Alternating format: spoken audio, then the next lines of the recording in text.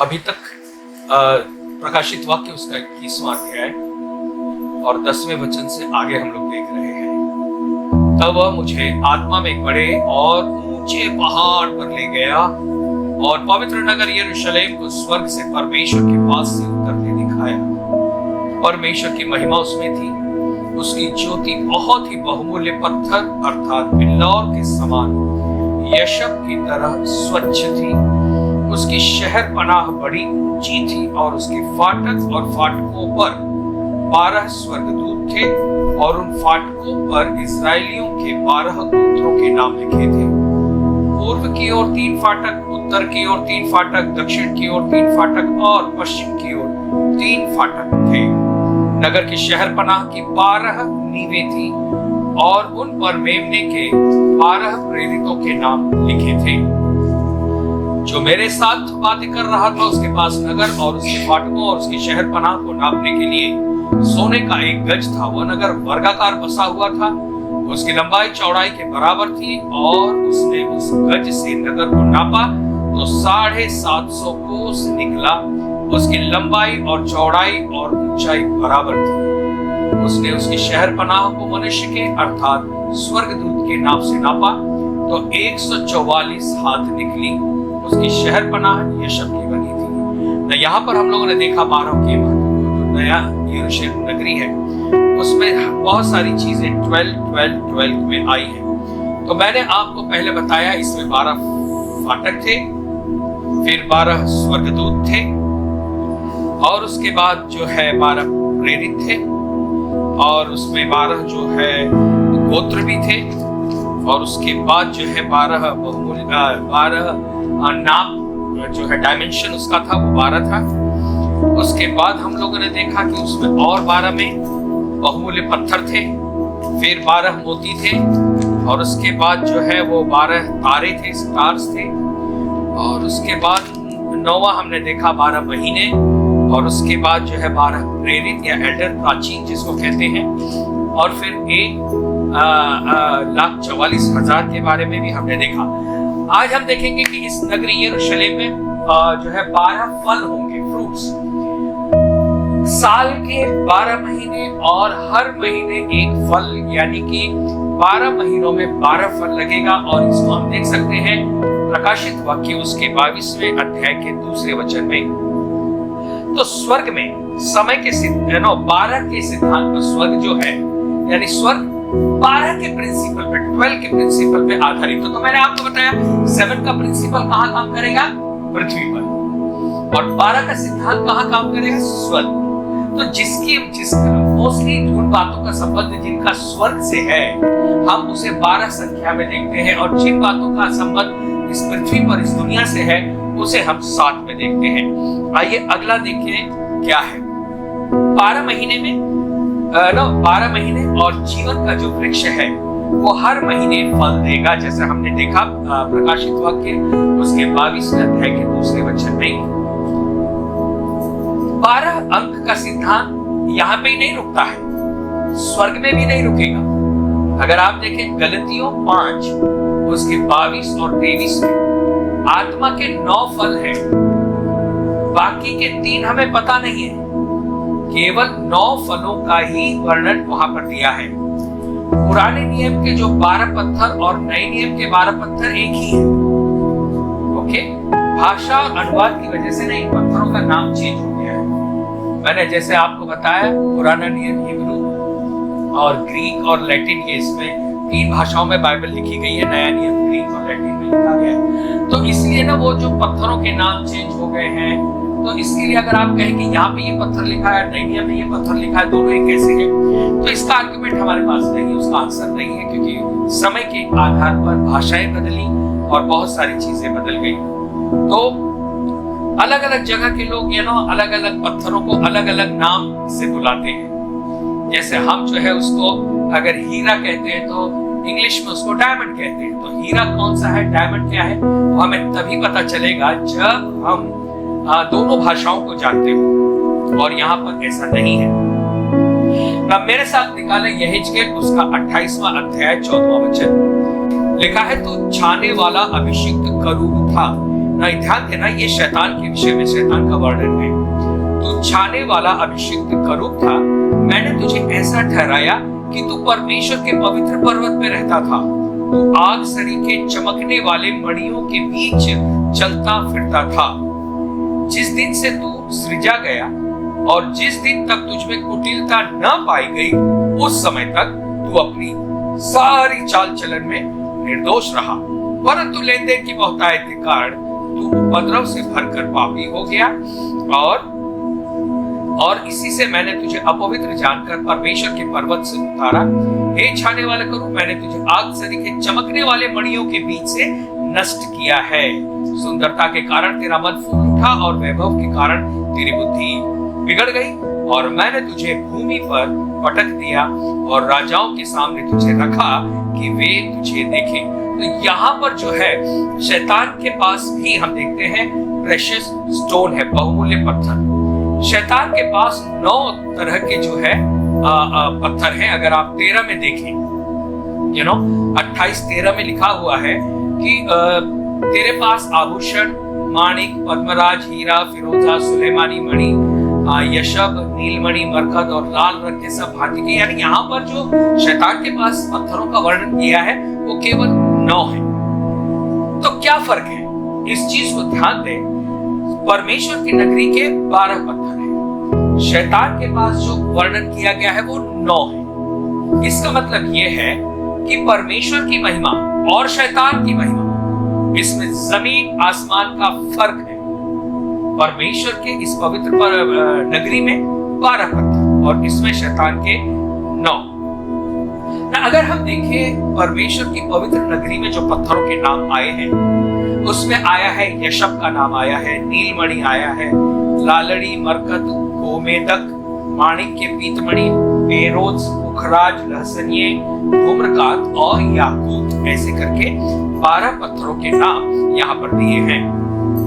प्रकाशित वाक्य 21 के 10 और 11 में हमने देखा कि इसकी नींव जो थी वो यशब की नींव, ओके। और फिर प्रकाशित वाक्य 21-19 में दीवार भी यशब की है। पूरा शहर बिल्लौर के समान यशब का बना था, यानी ये ऐसा है, बिल्लौर यानी क्रिस्टल क्लियर कांच, ऐसा कांच कि जिसको लगाओ तो लगे नहीं कि बीच में कांच है, ऐसा लगेगा खुला है, यानी उसको बोलते हैं एकदम साफ स्वच्छ कांच, उसके समान। अच्छा, प्रकाशित वाक्य उसके 4 अध्याय का 3 वचन कहता है, प्रकाशित वाक्य 4:3 लिखा है, जो सिंहासन पर है उसका रूप किसके समान है?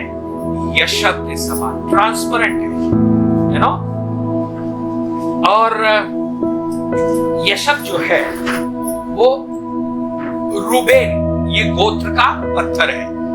यशब जो है रूबेन गोत्र का पत्थर है ना। रूबेन का मतलब मैं आपको बता दूं, रूबेन जो है इस नाम का अर्थ है बिहोल्ड सन, यानी पुत्र को देखो। रूबेन के नाम का अर्थ है बिहोल्ड सन। ना याजक की जो छाती होती थी उस पर भी जो लगे होते थे, उसके कमरे पर 12 पत्थर लगे होते थे और जो इजराइल के 12 गोत्रों के नाम को दर्शाते थे। यशब पत्थर रूबेन के गोत्र को दर्शाता था।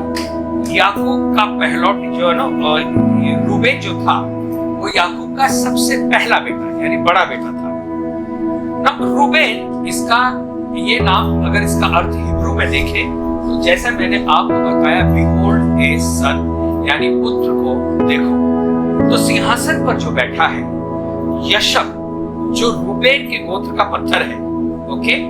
रूबेन का अर्थ पुत्र को देखो, तो सिंहासन पे जो विराजमान है वो रूबेन के रूबेन का यानी पत्थर यानी यशब के सिंहासन पे है। इसका मतलब जो सिंहासन पे है वो परमेश्वर का पुत्र है, और उसको देखो। फिर उसके बाद दीवारें भी, जो परमेश्वर की नगरी है उसकी दीवारें भी यशब की होंगी। तो दीवारें भी क्या कहती हैं? पुत्र को देखो, यानी सिंहासन कहेगा पुत्र को देखो। नगर की दीवारें जो यशब की बनी है ना, जो रूबेन के गोत्र का पत्थर है। रूबेन का मतलब पुत्र को देखो, और अगर दीवारें यशब की हैं तो दीवारें भी कहेंगी पुत्र को देखो। नींव की जगह पे भी यशब का पत्थर है। इसका मतलब उस नगरी को कहेगी ताकि नींव यशब की बनी है ताकि हम सिंहासन पे विराजमान उस परमेश्वर के पुत्र को देखें। तो इन पत्थरों के नाम का जो अर्थ है वो प्रोफेटिक है, भविष्यवाणी को लिए हुए है, वो आने वाले समय की बातों को बताता है। तो 12 गोत्र, 12 प्रेरित, 12 फाटक, 12 ये जो बहुमूल्य पत्थर, ये सभी जो है वो परमेश्वर की महिमा को दिखाते हैं। परमेश्वर की नगरी में जितनी भी चीजें 12, 12 और 12 हैं, ये परमेश्वर की महिमा को दिखाती है ना। ये नगरी जो है ट्रांसपेरेंट है, यानी उसके आर पार हम देख सकेंगे ताकि परमेश्वर की महिमा अंदर से बाहर दिखाई देगी। हमें भी ट्रांसपेरेंट होना चाहिए, हमारे जीवन को भी हमें ऐसा होना चाहिए ताकि अगर हम परावर्तित होने वाले यानी हम खुले हुए होंगे, ट्रांसपेरेंट होंगे, तो जो परमेश्वर की महिमा हमारे अंदर है ना, वो बाहर लोगों को दिखाई पड़ेगी।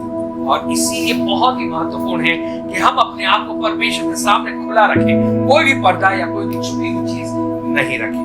अगर ऐसा होगा, अगर हम किसी चीज को रखते हैं बीच में, तो हमारे अंदर जो परमेश्वर ने महिमा दी है वो बाहर लोगों को दिखाई नहीं देगी। ओके ना, देखिए जिस तरह से बाइबल कहती है पहला कुरिन्थियों 11वें अध्याय के 7वें वचन में कि स्त्री जो है वो क्या है, पुरुष की महिमा है। ओके, वैसे ही ये नगर जो होगा वो दूल्हे की दुल्हन के रूप में सजकर अपने दूल्हे की महिमा को प्रकट करेगी। जिस तरह से स्त्री अपने पति की महिमा है, उसी तरह से ये जो नगरी है ये उस दूल्हे की महिमा को प्रकट करेगी। कलीसिया के लिए भी जरूरी है कि वो अपने जीवन से दूल्हे की महिमा को प्रकट करे ना। यीशु ने पतरस से कहा, तू शिमोन तू पतरस है ना, इस पत्थर पर मैं अपनी कलीसिया बनाऊंगा। इजराइल के 12 गोत्रों के 12 नामों का भी कोई ना कोई अर्थ है।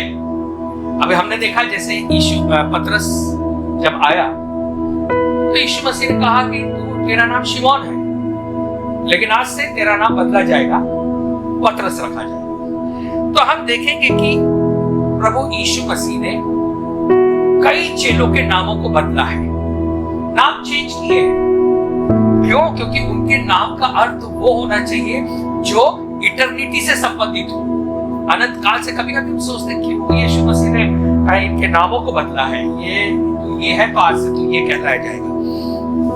आइए हम लोग देखेंगे कि नाम क्यों चेंज किए गए। पुराने और नए नियम में बहुत सारे नामों को चेंज किया गया है और उसको हम देखने वाले हैं। नंबर पहला,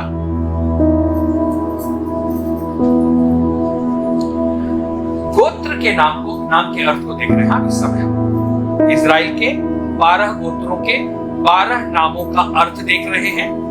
उसके बाद हम देखेंगे कि यीशु मसीह ने या वचन में जो पहले नाम था उसे हटाकर दूसरा नाम क्यों दिया, ये हम अभी आगे देखेंगे। लेकिन उससे पहले ये जरूरी है कि इजराइल के 12 गोत्रों के 12 नामों का अर्थ हम लोग समझ लें। रूबेन का जैसा पहला गोत्र है रूबेन।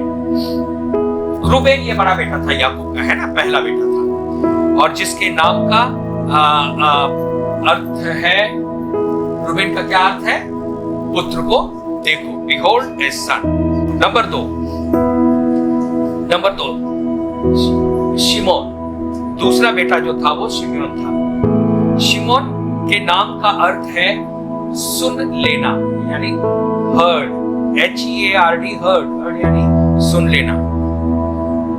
शिमोन गोत्र के नाम का अर्थ क्या है? सुन लेना। परमेश्वर ने भी हमारी सुन ली है। जेनेसिस 29:32, इसके लिए आप वचन लिख लें। जब हम शिमोन फाटक से प्रवेश करेंगे, 12 गोत्रों के 12 फाटक है ना, तो 12 फाटकों में से जब हम शिमोन से प्रवेश करेंगे तो हम जान लेंगे कि हमारी हर प्रार्थना को परमेश्वर ने सुन लिया है। नंबर 3, तीसरा गोत्र लेवी का गोत्र है। लेवी के गोत्र का अर्थ है अटैच्ड, यानी जुड़ना यानी जुड़ एक साथ आ जाना। जुड़ना।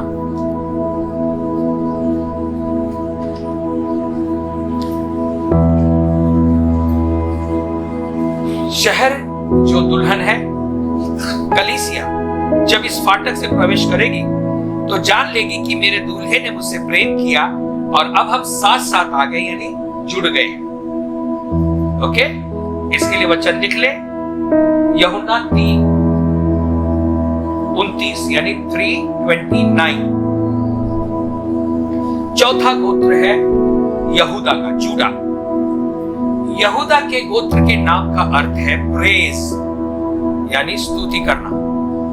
प्रेज, यहूदा के नाम का अर्थ है स्तुति या प्रेज। इसके लिए वचन निकले भजन संहिता 104। उसके आंगनों में प्रवेश, उसके फाटकों से प्रवेश करेंगे धन्यवाद और स्तुति करते हुए। तो यहूदा फाटक से जब हम उस नगरी में प्रवेश करेंगे तो हम उसकी स्तुति करते हुए प्रवेश करेंगे। पांचवा गोत्र है दान का। दान यानी न्याय, दान यानी न्याय। उत्पत्ति 30:6, जेनेसिस 30:36 यानी 30 अध्याय 6 वचन।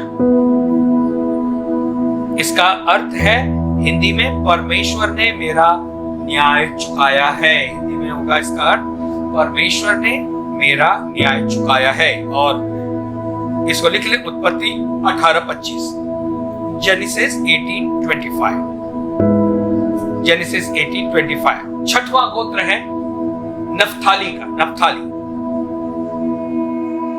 नफ्ताली का अर्थ है स्ट्रगल। स्ट्रगल यानी मल्ल युद्ध किया, लड़ा, स्ट्रगल किया। नफ्ताली इस गोत्र का अर्थ है युद्ध किया, संघर्ष किया और विजयी होकर बाहर आए। ओके, मल्ल युद्ध किया और विजयी होकर बाहर आए।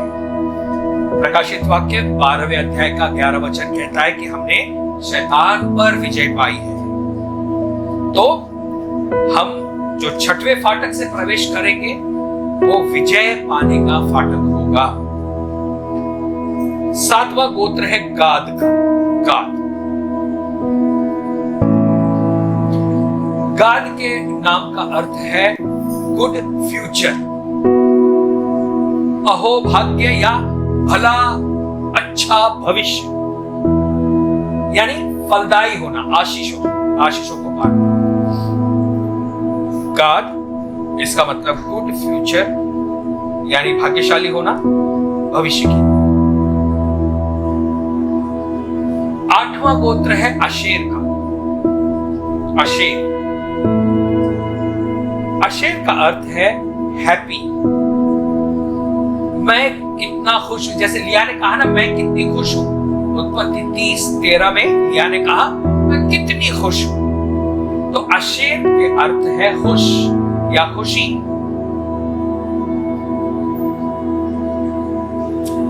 तो जब हम इस 8वें फाटक से प्रवेश करेंगे तो हम जानेंगे कि हम कितने धन्य हैं और हमारे लिए ये बहुत बड़े आनंद की बात होगी।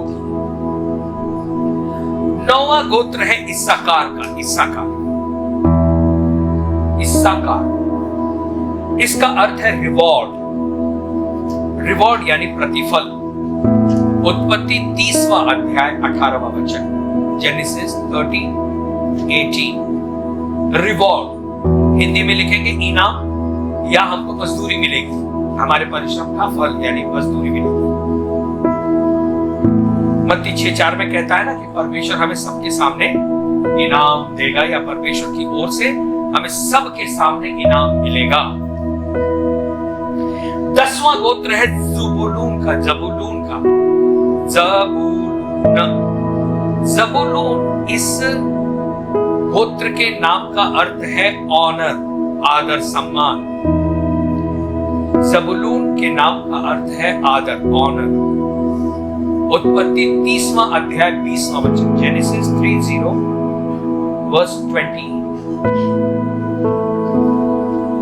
आदर, दूल्हा अपनी दुल्हन जो कलीसिया है उसका आदर करेगा, उसके संग हमेशा रहेगा। क्यों? क्योंकि वो हमसे प्यार करता है। तो जब हम ज़बूलून के फाटक से प्रवेश करेंगे तो हम ये जान लेंगे कि परमेश्वर हमारा आदर कर रहा है। 11वां गोत्र है यूसुफ का गोत्र। यूसुफ का गोत्र, 11वां गोत्र यूसुफ का है। इसके नाम का अर्थ है मे ही ऐड, यानी वो परमेश्वर और भी देगा। परमेश्वर और भी देगा, मे ही ऐड या इंक्रीज, बढ़त, इंक्रीज, बढ़त, परमेश्वर और भी देगा। और इसके लिए वचन है उत्पत्ति 30वां अध्याय 23 और 24 वचन, जेनेसिस चैप्टर 30, 23 एंड 24। पर आप जानते हैं राहेल ने कहा कि परमेश्वर और भी देगा। याकूब जानता था कि उसे 11 संतान नहीं होगी, उसे 12 संतानें होगी। फिर प्रेरित भी जानते थे कि उनकी संख्या 11 नहीं होगी, 12 ही होगी, है ना?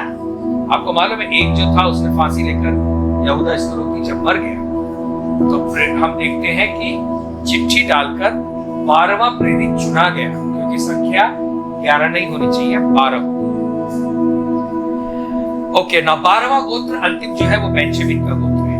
बेंजामिन, बिन्यामीन। बेंजामिन या बिन्यामीन इस नाम का अर्थ है son of my right hand, मेरे दाहिने हाथ का पुत्र।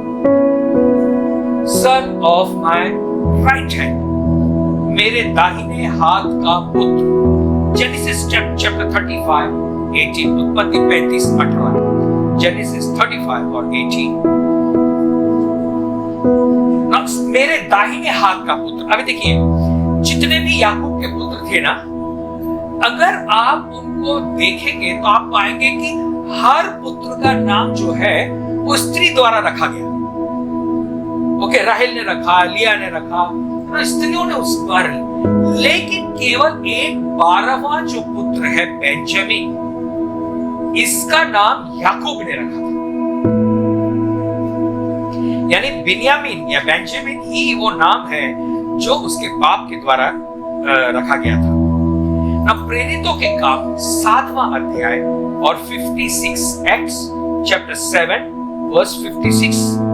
यीशु कहाँ है पता है? पिता की दाहिनी ओर है ना?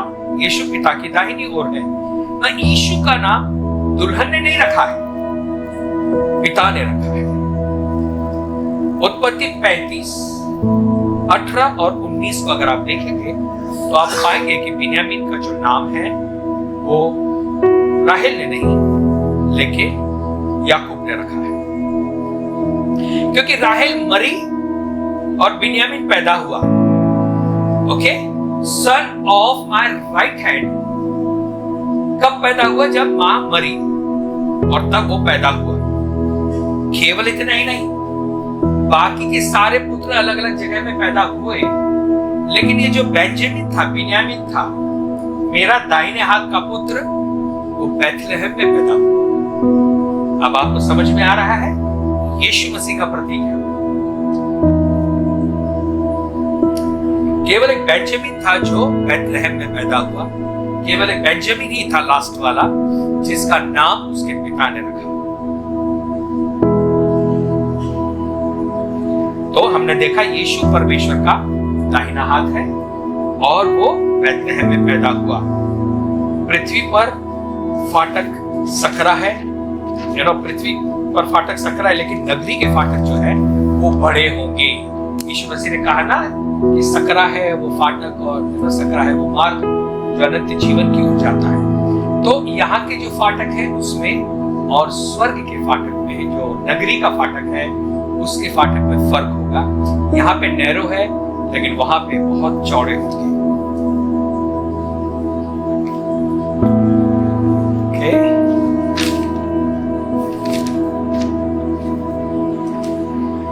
चलिए आगे बढ़ते हैं। प्रकाशित वाक्य 21, 14 से 19 में, रेवलेशन 21, 14 to 19 हम लोग बहुमूल्य पत्थर के बारे में देखते हैं। ना ये जो नगरी यरूशलेम ऊपर से उतरेगी ना, ये नगरी हमारे लिए बहुत ही महत्वपूर्ण है। यही तो हमारा अंतिम लक्ष्य है, यही हमारा अंतिम पड़ाव जहां पर हम हमेशा रहेंगे, यानी इसी नगरी में हम अनंत काल बिताने वाले हैं। ये हमारा घर है। और इसीलिए जितने भी पत्थर यहाँ है ना, हर एक पत्थर का भी एक अर्थ है, और हम जल्दी से उस अर्थ को देखेंगे।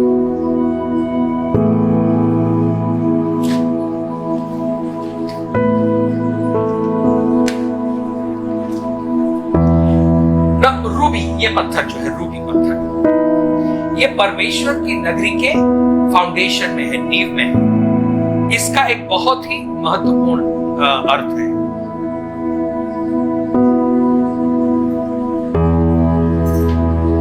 और ये छठवीं नींव है। हर एक पत्थर के अर्थ को हम लोग तो नहीं देख पाएंगे, क्योंकि नाम चेंज हुआ है, कौन सा क्या है वो हम लोग नहीं है। लेकिन अगर 12 पत्थर है तो कुछ तो उसके नाम का अर्थ होगा। तो जितने नाम का अर्थ मैं निकाल सका सिर्फ उतना ही देखेंगे। उसके बाद फिर पता नहीं आगे जब वहां जाएंगे पवित्र नगरी में, तो हम लोग उसके नाम के सही अर्थ को जान पाएंगे। तो रूबी जो है, ये पत्थर 12 फाउंडेशन में से छठवीं फाउंडेशन है। इसका महत्वपूर्ण अर्थ है ना, निकाले नीति वचन उसका 31 अध्याय 10 और 11। नीति वचन 31 10 और 11। नीति वचन 31 10 और 11 ऐसा लिखा हुआ है, भली पत्नी कौन पा सकता है, क्योंकि उसका मूल्य मूंगों से भी अधिक है। उसके पति के मन में उसके प्रति विश्वास है। यहाँ पर जो है हिंदी बाइबल लिखती है मूंगा, लेकिन इंग्लिश बाइबल में लिखा है रूबी। ओके, तो उसका अगर इंग्लिश बाइबल का देखें तो भली पत्नी जो है वो उसको जो है वो रूबी से भी ज्यादा बहुमूल्य है। स्वर्गदूतों द्वारा परमेश्वर की इस नगरी का वर्णन दुल्हन के रूप में किया गया। ये जो स्वर्ग से उतरेगी वो दुल्हन के रूप में किया गया है, और रूबी का संबंध भली और अच्छी पत्नी से है। नीति वचन 3:15 में यहाँ पर भी अगर आप देखें, नीति वचन 3 अध्याय 15वां वचन, यहाँ पर भी दुल्हन की कीमत जो है वो बताई गई है कि रूबी से भी ज्यादा अधिक है। तो हम देखते हैं रूबी की जो है गुणों को स्त्री के चरित्र से जोड़ा गया है।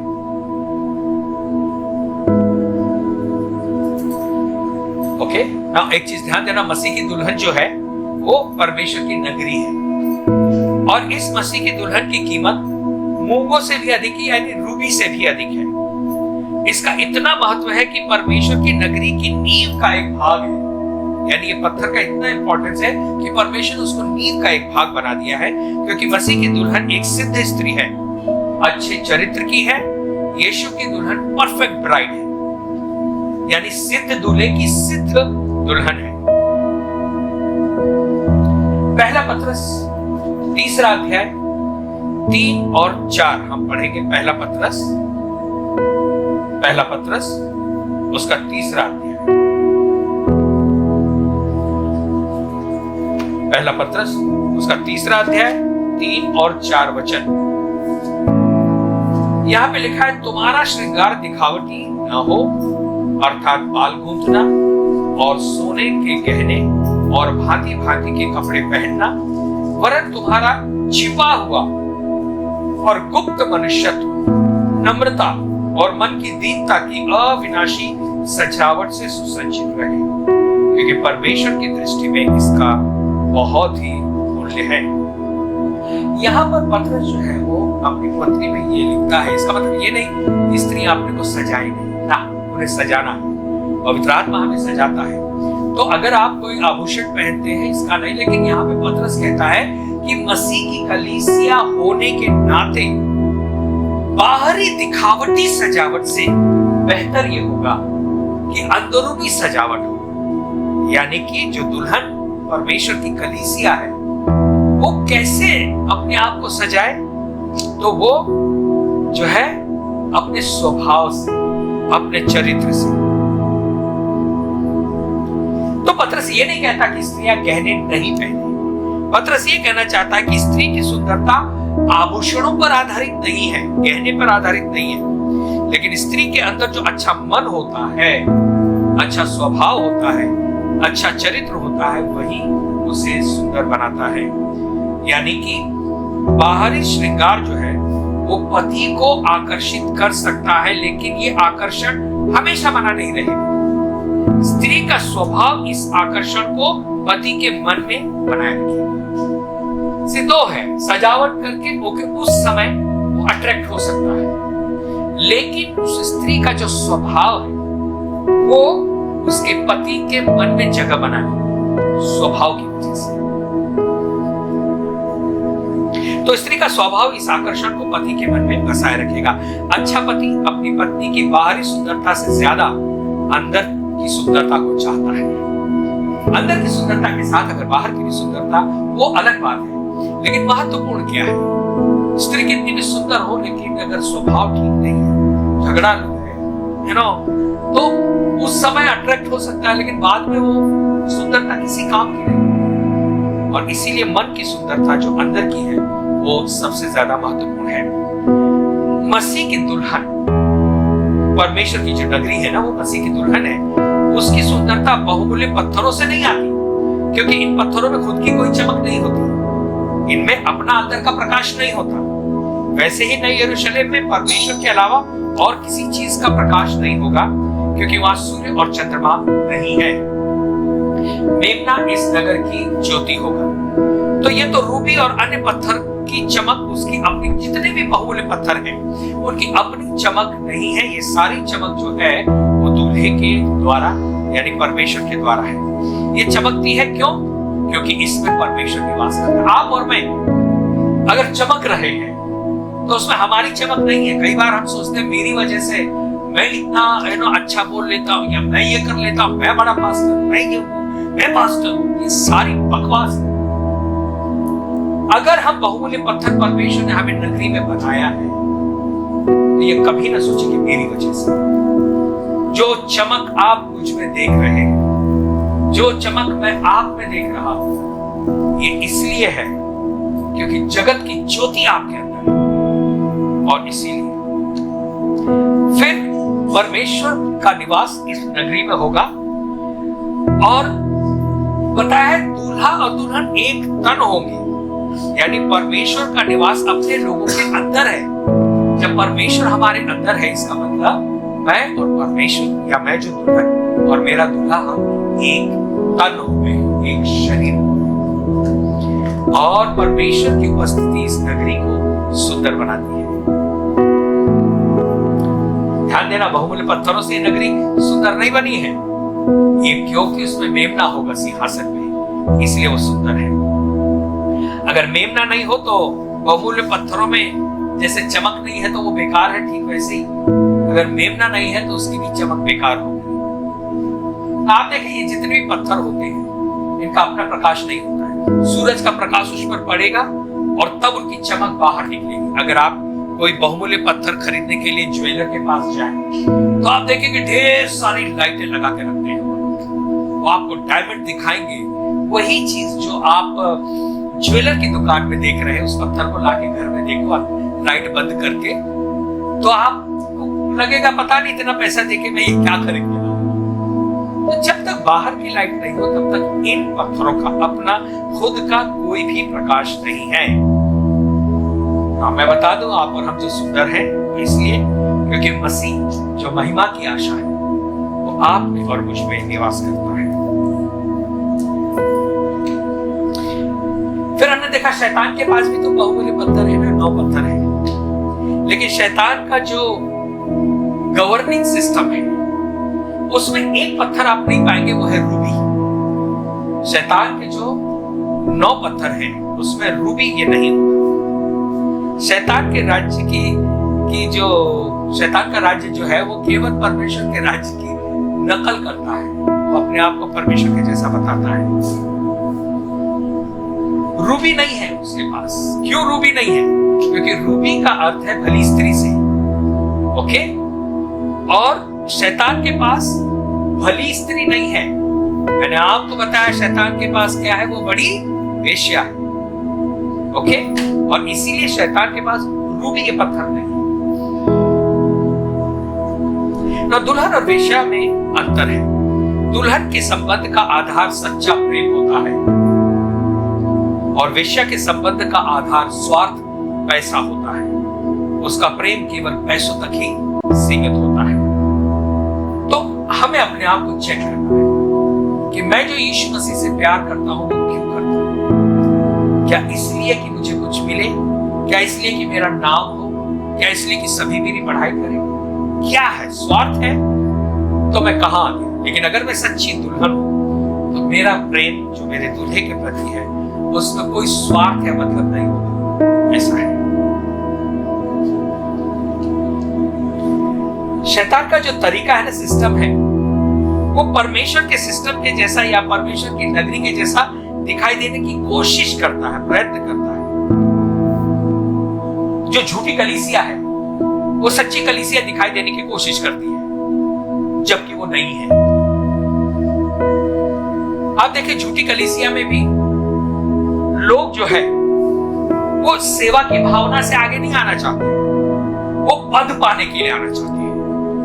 मैं ये हूं। आप देखिए, कुछ कलीसियां होती थी जिसमें पास्टर और जो एल्डर्स होते थे वो आगे पुलपिट पे बैठने की कुर्सियां लगती हैं और हर बार वहां पर इलेक्शन होते हैं। इलेक्शन में जो जीत के आ गया वो आगे बैठेगा। तो जो पास्टर के साथ आगे बैठे हैं वो इसलिए नहीं बैठे कि परमेश्वर के राज्य में सेवा करेंगे, वो इसलिए बैठे क्योंकि उनको पद मिल गया है। हम लीडर हैं, हम लीडर हो गए, हर जगह जाके ये चल, हाँ मैं उस चर्च का लीडर हूं। तो आप लीडर हैं तो आपने क्या किया? परमेश्वर के लिए आपने सेवा में क्या किया? केवल पद ले लिया है। अगर पद है तो वो चीज गलत है। हम देखते हैं झूठी कलीसियाओं में लोग सेवा के लिए नहीं लेकिन पद पाने के लिए संघर्ष करते हैं, नाम और अपने पद को पाना चाहते हैं। और फिर ऐसा होगा कि जब तक उनको कलीसिया में आप भाव दो ना या डिमांड दो, यानी उनको एक पद दो, तो रेगुलर कलीसिया में आएंगे। और एक दिन बोलो भाई साहब आज से आप नहीं ये बैठेगा, नेक्स्ट डे से कलीसिया से गायब। हटाओ यार, वो अपने आप को क्या समझते हैं? आप देख लो, ये सच्चाई है। चर्च में नहीं आएंगे, मिलेगा आपसे। दूसरा पत्थर है टोपास। अब वो टोपास को हिंदी में क्या कहा जाता है मुझे नहीं मालूम, लेकिन टोपास भी एक पत्थर है। और ये टोपास जो है वो यहेजकेल 1:16 में देखेंगे। यानी जब परमेश्वर की स्वाभाविक उपस्थिति दिखाई दी उसकी तुलना टोपास इस पत्थर से की गई है। यानी जब परमेश्वर सामने खड़ा है तो कैसा है? टोपास के जैसा। प्लीज अगर किसी को मिले तो मुझे वचन पढ़ने में मेरी मदद करें। यहेजकेल 1 अध्याय 16 वचन।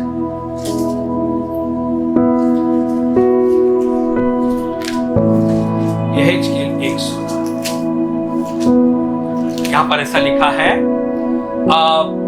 पहियों का रूप और बनावट फिरोजे की सी थी और चारों का एक ही रूप था और उसका रूप बनावट, यानी टोपाज यानी फिरोजा, ये पत्थर का नाम यहाँ पे दिया गया है। फिर यही पत्थर को आप पाएंगे दानियल की पुस्तक उसका 10वां अध्याय 6वें वचन में। दानियल का पुस्तक 10वां अध्याय 6वां वचन और श्रेष्ठ गीत 5:14 में। श्रेष्ठ गीत 5वां अध्याय 14 वचन।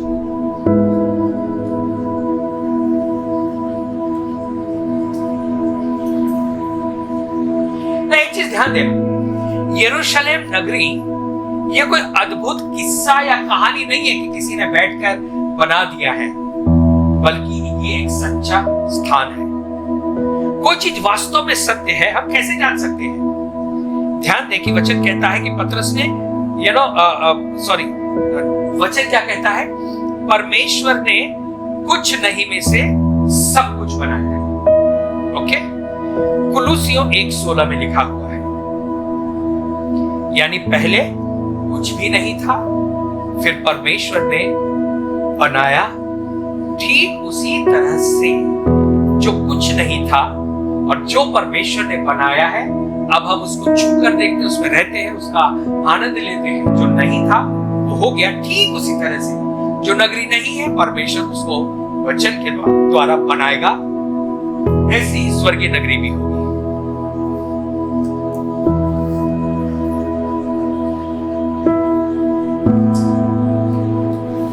ओके, अब जैसे मैंने आपको कहा कि अब हम देखेंगे कि परमेश्वर ने चेलों के नाम बदले, प्रेरितों के नाम बदले ना। इससे पहले हमने देखा हर पत्थर एक एक गोत्र से जुड़ा हुआ था। फिर नींवें गोत्र से जुड़ी नहीं है, नींव 12 जो प्रेरित है उनसे जुड़ी है। गोत्र के क्या है? फाटक है, गोत्र की नींव नहीं है। नींव में कौन है? 12 प्रेरित है। जैसे हर एक गोत्र के नाम है और उनमें से हर एक का एक अर्थ है। यू नो, याकूब की पत्नियों ने अपने 12 बेटों के नाम रखे। बहुमूल्य पत्थर की 12 नींवें प्रेरितों के नाम पर रखी गई है। ध्यान दें कि प्रत्येक प्रेरित के नाम थे, लेकिन एक फर्क है, क्योंकि यीशु ने उनके नाम बदले तो हर प्रेरित के 2 नाम हो गए। ओके, एक उनका पुराना नाम और एक उनका नया नाम था। देखिए क्या होता था मालूम, प्रेरितों के काम की पुस्तक में अगर आप देखें तो जब भी कोई व्यक्ति प्रभु यीशु मसीह में आता था या यीशु मसीह को स्वीकार करता था ना, तो उसे वो लोग नया नाम देते थे। ओके ना, जब हमारे डैडी के समय में भी जब उन्होंने जीसस को एक्सेप्ट किया, उनको नया नाम मिल गया। बहुत सारे लोगों को बपतिस्मा देते समय नाम उनका चेंज कर देते हैं, नया नाम देते हैं। प्रेरितों के काम की पुस्तक में भी अगर आप देखें तो जब भी कोई प्रभु यीशु मसीह में आता था तो उसे प्रेरित नया नाम देते थे। कहां लिखा है? प्रेरितों के काम उसका 4था अध्याय 36 यानी 36वें वचन।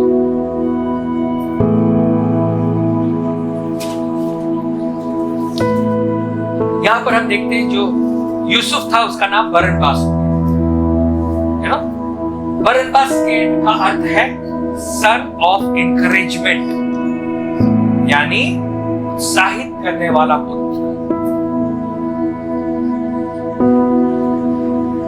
ओके, तो ये 12 प्रेरित उस जगह की नींव होंगे जिस जगह पर हम अनंत काल के लिए जाने वाले हैं। तो आइए हम पहला नाम देखें, चेले का पहला नाम, और none other than पतरस। पतरस का शिमोन जो था उसका असली नाम, शिमोन का नाम यीशु पतरस रखा गया। उसके पिता का नाम था जॉन, यूहन्ना। शिमोन का नाम पतरस रखा और पतरस के बाप का नाम था यूहन्ना। ये वो यूहन्ना नहीं जो आप देख रहे हैं, वहां पे एक नाम बहुत सारे लोगों के हैं। और शिमोन ये हिब्रू शब्द है और इस नाम का अर्थ है, इसको हिब्रू में शेमा कहते हैं। शेमा अर्थात सुना, हियर, सुनना। शमूएल के नाम में भी शमा था। शमूएल का हिब्रू में अगर आप देखें तो उस नाम में भी शमा है। शमा अर्थ यानी हर्ड फ्रॉम गॉड, और गॉड हैज हर्ड यानी परमेश्वर ने सुनी या मैंने परमेश्वर की ओर से सुना। तो यीशु मसीह ने शिमोन का नाम जो है पतरस रखा। पतरस इसका अर्थ है पत्थर, और फिर आप जानते हैं पत्थर क्या है? नींव है, फाउंडेशन। मत्ती 16:18 जो पतरस है, और इस पत्थर पर, इस चट्टान पर मैं अपनी कलीसिया बनाऊंगा, यीशु मसीह ने कहा। तो यीशु मसीह ने पतरस को किस जगह पर डाला? प्रेरित होने के नाते नींव की। तो पहला चेला जो जानता था कि यीशु कौन है, यानी पतरस ही वो पहला चेला था। क्यों यीशु मसीह ने पतरस से कहा कि तू पतरस है और मैं कलीसिया बनाऊंगा? क्यों? क्योंकि 12 चेले जो यीशु मसीह के साथ थे ना, किसी ने भी यीशु मसीह को उसके सही रूप में नहीं जाना था। जब यीशु मसीह ने पूछा कि तुम क्या कहते हो कि मैं कौन हूं, तो किसी ने एलिया, किसी ने यूहन्ना, किसी ने भविष्यद्वक्ताओं में से एक, यीशु मसीह ने पूछा, पर तुम मेरे बारे में क्या कहते हो कि मैं कौन हूं? तो सबसे पहले जिसने उत्तर दिया वो पतरस था और कहा, तू जीवित परमेश्वर का पुत्र मसीह है। यानी यीशु मसीह सच में कौन है, ये सबसे पहले पतरस को पता चला। और इसीलिए यीशु मसीह ने कहा, पतरस ये बात तेरी ओर से नहीं, मेरे स्वर्गीय पिता ने तुझ पर प्रकट की है। यानी पतरस, तुझे कुछ पता चला है, और जो तुझे अभी पता चला है ना, उस नींव पर आप देखिए, पतरस नींव नहीं है, लेकिन पतरस का जो रेवलेशन था कि तू जीवित परमेश्वर का पुत्र मसीह है, यीशु मसीह ने कहा, इसी पर, तेरा नाम पत्थर है, लेकिन इस पत्थर का जो प्रकाशन है उस पर मैं अपनी कलीसिया बनाऊंगा, है ना। यानी पतरस, तुझे कुछ जो भी पता चल गया है ना अभी, इसी पर मैं अपनी कलीसिया का निर्माण करूंगा, क्योंकि तू शिमोन है। शिमोन का अर्थ सुनना, क्योंकि तू शिमोन है अर्थात तूने सुना, मैंने, पिता ने तुझे बताया कि मैं कौन, तूने सुना। और फिर यीशु ने उसे चट्टान कहा। यीशु ने यीशु चट्टान पर निर्माण करना चाहते थे। मत्ती 7:24 आप देखें, दो लोगों ने घर बनाया ना, एक ने किस पर बनाया? चट्टान पर बनाया, और दूसरे ने नींव नहीं डाली, ऐसे ही रेत पर बनाया। अब देखिए, कई बार यीशु मसीह ने पतरस के पिता का भी नाम लिया, और अगर पिता का नाम नहीं लिया तो उन्होंने ना, पतरस के ही नहीं, बहुत से चेलों का, कई बार यीशु मसीह ने चेलों का नाम न लेके उनके बाप का नाम लिया है। जैसे अगर पिता का नाम नहीं लिया तो यीशु मसीह ने यह बताया कि वो कहां के हैं। चेलों के नाम 3 तरीके से यीशु मसीह ने लिया। एक, जो पुराना नाम है उसको चेंज करके नया नाम दिया, या फिर वो कहां का है उसके गांव के नाम से उसको बुलाया, या वो किसका बेटा है उसके नाम से उसको बुलाया। शिमोन और अंद्रियास भाई थे, लेकिन उनके बाप का नाम यूहन्ना था। जॉन 21:17 देखें, यूहन्ना 21:17, और फिर यूहन्ना 1:40, जॉन 1:40। ना, इससे पहले ध्यान देना, जॉन यानी यूहन्ना, इस नाम का अर्थ है अनुग्रह, ग्रेस ऑफ गॉड, या फिर परमेश्वर अनुग्रहकारी है, ये इसके नाम का अर्थ हुआ।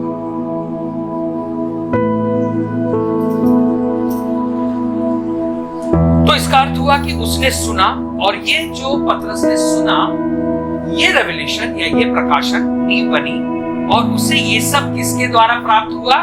उसके बाप का नाम क्या था? अनुग्रह। तो उसके पिता का नाम अनुग्रह था, यानी पतरस, तेरे पिता का नाम अनुग्रह है। शिमोन, तूने सुना, तो जो तूने सुना वो अनुग्रह की वजह से सुना। अब आपको समझ में आया? शिमोन, पतरस और यूहन्ना।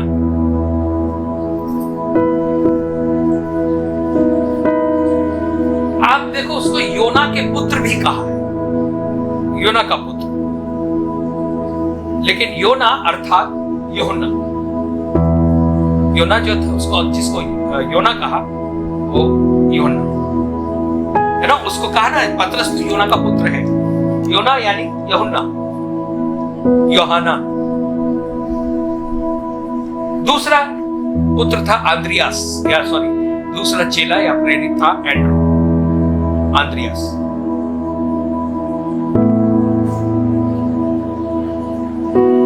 अंद्रियास योना का पुत्र था। योना यानी यूहन्ना।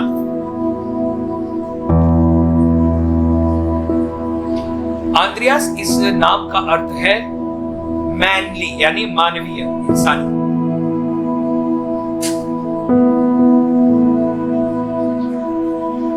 फिर याकूब तीसरा चेला, याकूब, जेम्स।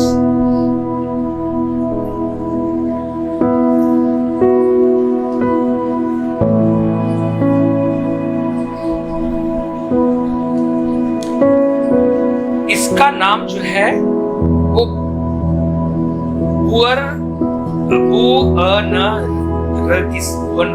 रखा गया है। कहाँ रखा है? हम लोग निकाले, मेरे लिए पढ़े, मत्ती 3:17। याकूब के नाम को यीशु मसीह ने बदला। याकूब जो जब्दी का पुत्र था, यानी याकूब के पिता का नाम था जब्दी। मरकुस 3:17 निकाल के कोई जोर से पढ़े।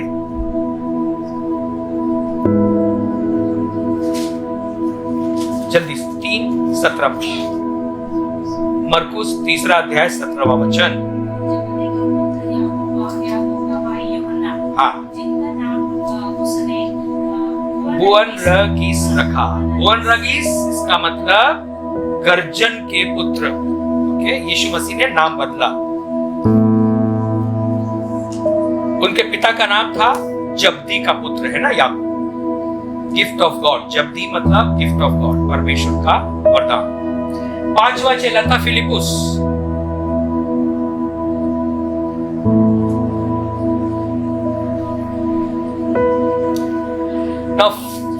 फिलिपुस जो है, फिलिपुस का दूसरा नाम नहीं पता है, और उसके पिता का नाम भी क्या है वो भी नहीं पता। बस इतने मालूम है कि वो बेथसेदा से था। फिलिपुस जो था वो कहां से था? बेथसेदा से। ना फिलिप, इस नाम का अर्थ है घोड़े संभालने वाला।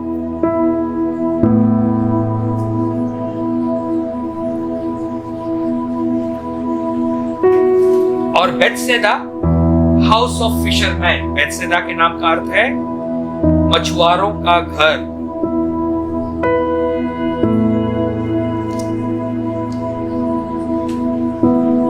छठवां चेला था बर्थुलमै, बर्थुलमै, जिसका नाम रखा गया था नथानिएल। पिता का नाम मालूम नहीं है, लेकिन वो काना से था, गलील के काना से था। बार्थलमेव, बार्थलमेव इसका अर्थ है सन ऑफ थलमेव। बार्थलमेव, बार्थलमेव मतलब बार यानी बेटा और थलमेव का बेटा। सच में देखा जाए तो ये बर्थलमेव जो था ना, ये नाम नहीं था, नाम नहीं है वो उसके बाप का नाम है थलमेव। तो बार्थलमेव यानी कि थलमेव का बेटा, तो उसका नाम नहीं है। फिर उसका कोई नाम नहीं था, इसलिए उसका नाम जो नथानिएल रखा। नथानिएल, नाथान अर्थात गिफ्ट। नाथान इसका मतलब है गिफ्ट या उपहार, और एल मतलब परमेश्वर। तो नथानिएल का अर्थ है परमेश्वर का उपहार, जो परमेश्वर ने दिया है। 7वां थोमा।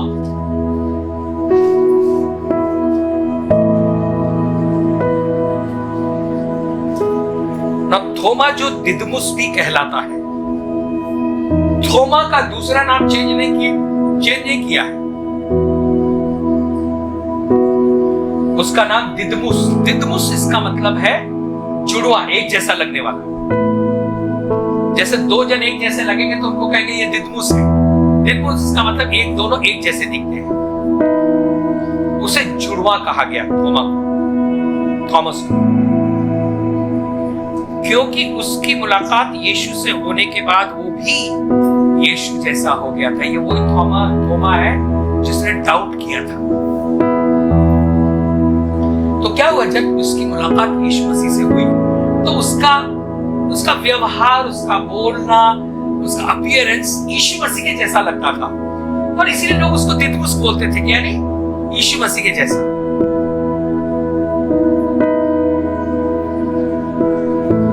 जानते हैं, ये वही थोमा था जिसने यीशु मसीह के पुनरुत्थान के बाद शक किया था। यूहन्ना 20वें अध्याय के 24 और 25 में हम देखते हैं। उस समय के जो लोग थे ना, यहूदी, उन्होंने देखा, यहूदी रिवाज के अनुसार थोमा जो है, थोमा के अंदर यीशु मसीह की इतनी समानता आ गई कि लोग दोनों को कहते थे यीशु और थोमा एक जैसे दिखते हैं। उसका चेहरा भी यीशु मसीह जैसा हो गया था, और इसलिए सब उसको दिदमुस कहा किया करते थे। लास्ट बता के मैं समाप्त करूंगा।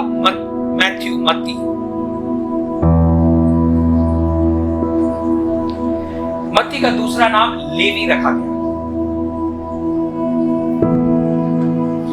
और मत्ती कहां से था? गलील से था। मत्ती के पिता का नाम नहीं है। मत्ती को लेवी क्यों कहा? शायद हो सकता है वो लेवी के गोत्र का हो तो उसको लेवी कहा गया। मत्ती इस ग्रीक शब्द का अर्थ है गिफ्ट ऑफ गॉड, परमेश्वर का उपहार।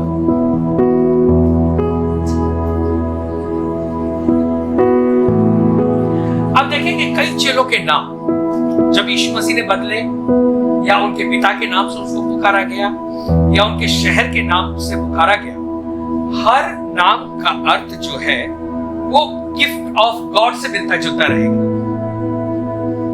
हर चेलों के नाम गिफ्ट ऑफ गॉड।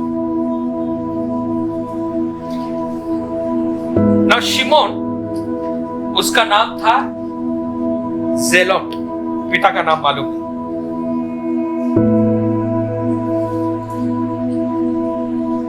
शिमोन और इस नाम का अर्थ है someone who hears from God, यानी वो जो परमेश्वर से सुनता है। और 12वां बता के हम समाप्त करेंगे, यहूदा, जूडस।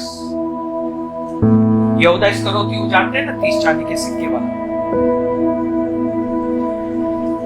यहूदा जो है वो ग्रीक नाम है और इस नाम का अर्थ है प्रेज, स्तुति। स्तुति को ग्रीक में जूडा कहते हैं। जूडा का दूसरा नाम है इस्करियोती। यहूदा इस्करियोती है ना, तो यहूदा का दूसरा नाम क्या रखा था? इस्करियोती। पिता का नाम शिमोन था।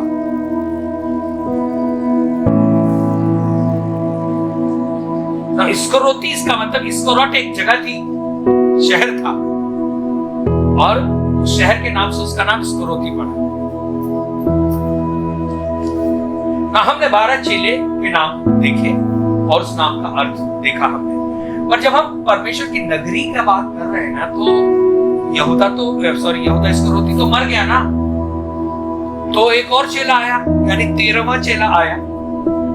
जब ये निकल गया तो 11 हो गए थे। चेलों की संख्या 12 होनी चाहिए थी, तो 13वां व्यक्ति 12 की जगह पे आया और वो था मत्तियाह। प्रेरितों के काम पहला अध्याय 26 वचन में लिखा है मत्तियाह। मत्तियाह का अर्थ है गिफ्ट ऑफ गॉड। आप देखेंगे सभी चेलों के नाम में या तो अनुग्रह या प्रेम या गिफ्ट ऑफ गॉड से जुड़ा हुआ है। अब देखो, प्रेम भी परमेश्वर का गिफ्ट है, अनुग्रह भी परमेश्वर का गिफ्ट है, हम परमेश्वर से सुनते हैं, ये भी परमेश्वर का वरदान है, स्तुति करते हैं, ये भी गिफ्ट ऑफ गॉड है।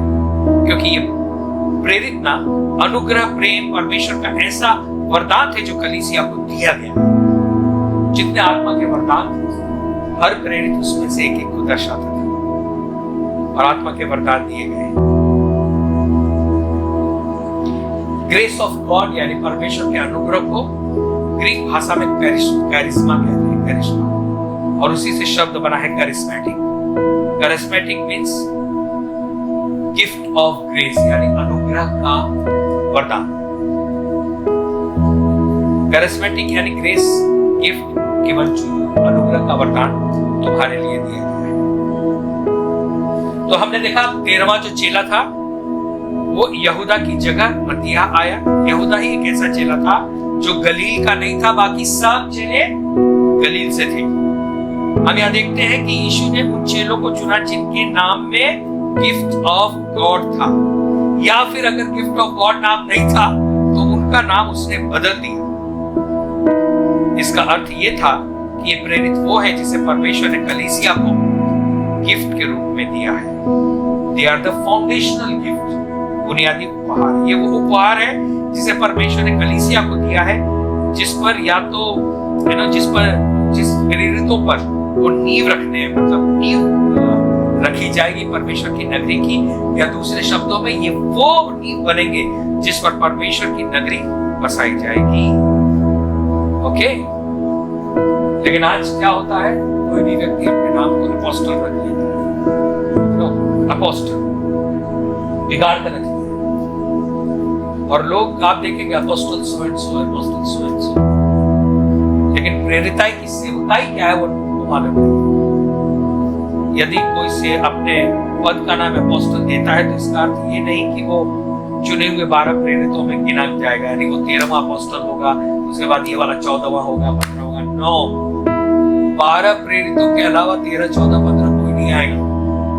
भले मैं अपना नाम अपोस्टल डैनियल रख लूं, सो के खाली लोगों को बताने के लिए होगा, लेकिन सच में 12 प्रेरित हैं जिनके ऊपर परमेश्वर की नगरी बसाई जाएगी। और आज हम यही रुक जाएंगे। ओके, तो मैंने आज आपको पत्थर, उनके अर्थ, गोत्र, उनके अर्थ और 12 प्रेरितों के नाम और उनके अर्थ को बताया है। आइए हम प्रार्थना करें। सर्वशक्तिमान हमारे जीवित परमेश्वर, धन्यवाद इस अध्ययन के लिए प्रभु, जो हमने वचनों के भेद और रहस्य को इस समय सीखा है, जाना है। परमेश्वर होने दे कि और भी ज्यादा हम प्रकाशन पाए, और भी ज्यादा जब हम बाइबल की स्टडी करें तो जो प्रभु मैं सिखा नहीं पाया, होने दे आपका पवित्र आत्मा इन्हें और सिखाए। प्रभु हर एक को आप आशीष दें, जितने भी हमारे साथ जुड़े हैं ऑनलाइन, प्रभु हर एक को आप स्पर्श करें, इनके जीवन में आनंद, शांति, चंगाई हमेशा हमेशा बनी रहे।